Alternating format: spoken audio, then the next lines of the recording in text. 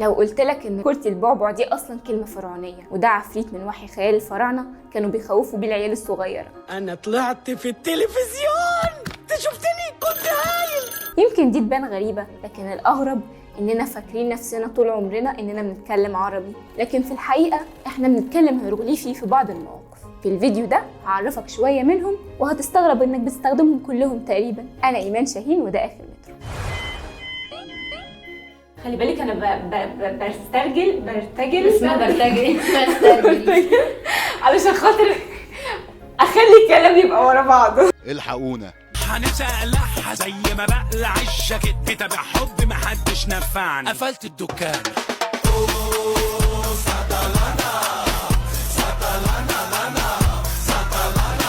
يعني لما تقفشي ابنك بياكل صباع رجله وتقولي له كخ يا حبيبي ومفكره ان هو كده بيفهمك، يعني بصراحه هو بيفهمك، بس اللي ما تعرفيهوش ان كخه دي يعني كزاره بالفرعوني، والنونو دي اصلا يعني طفل، وتاتا يعني امشي خطوه خطوه، وانبومام يعني ياكل ويشرب، وبح يعني كده خلاص. والواد بيفهمك عادي علشان هو فرعون صغير كده. ولما كنتي بتتوحمي على فول مدمس وانتي حامل فيه وخايفه الولد يطلع له فوله في قفاه، مدمس دي اصلا فرعوني يعني تسويه الفول.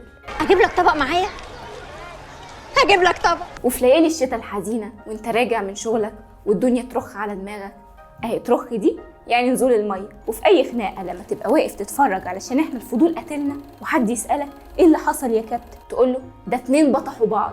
بطحوا دي يعني فتحوا نافوخ بعض بالفرعون. وابنك لما يمسك في خناق ابن خالته وهما بيلعبوا كوتشينه ويقول له انت بتخمي ياض، ما بتخمي دي يعني بتخدعني وبتضحك عليا. ولما تتكلم مع حد وتقول له كاني وماني، كاني وماني دول اصلا معناهم لبن وعسل وكانوا بيتقالوا في الحواديت زمان. طب عارف الشبشب سلاح ست الحنان يا حنينه، لما تحتفك بيه وتقول لك قوم بدل ما انت قاعد لايص كده، اهو شبشب دي كلمه فرعونيه يعني صوت خطوات اللي ماشي ومقاس رجله كمان، ولايص دي يعني مطين، فقوم بقى بدل ما انت حالك مطين كده وجايب لنفسك التهزيق بالفرعوني.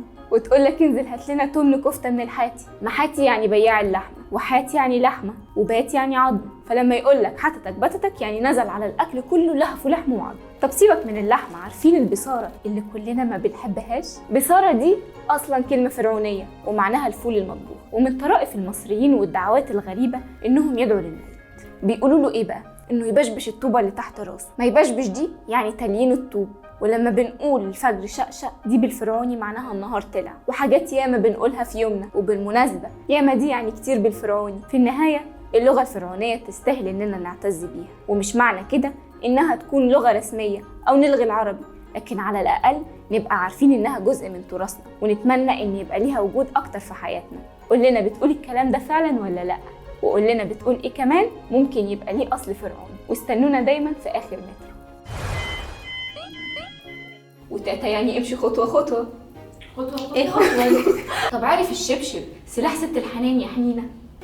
بس انا عايزه اقولها يا حنينه بس مش راضيه تيجي معايا. يا حنينه.